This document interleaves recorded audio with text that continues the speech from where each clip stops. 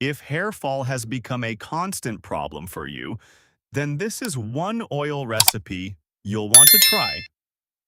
Let's start with the first oil.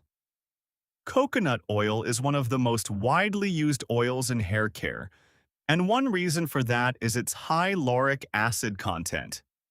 This allows it to penetrate the hair shaft better than many other oils, which is why it is often used for hair that feels weak, dry, or prone to breakage. The second ingredient is castor oil. Castor oil is rich in ricinoleic acid and also contains vitamin E and omega-6 fatty acids. Because of its thick texture, it helps coat the hair and lock in moisture, which can be helpful for dry, weak hair that breaks easily. Next comes onion oil.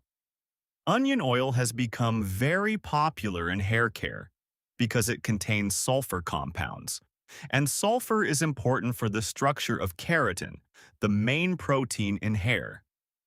This is why onion oil is often used in homemade hair fall treatments. It is especially popular among people dealing with hair thinning, excessive shedding, or weak hair roots. And finally, rosemary essential oil. Rosemary oil has gained a lot of attention in recent years because some studies suggest it may help support hair growth.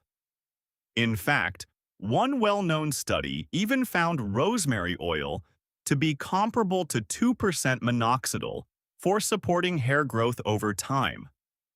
Now let's make the oil. Take a clean bowl and add 3 tablespoons of coconut oil. Then add 1 tablespoon of castor oil. Next, add 1 tablespoon of onion oil. Finally, add 6 to 8 drops of rosemary essential oil. Mix all the oils well until they are fully combined. Your hair fall control oil is now ready to use. Apply a small amount directly to the scalp and gently massage for a few minutes. Then take the remaining oil through the lengths of your hair, especially if your hair feels dry or weak.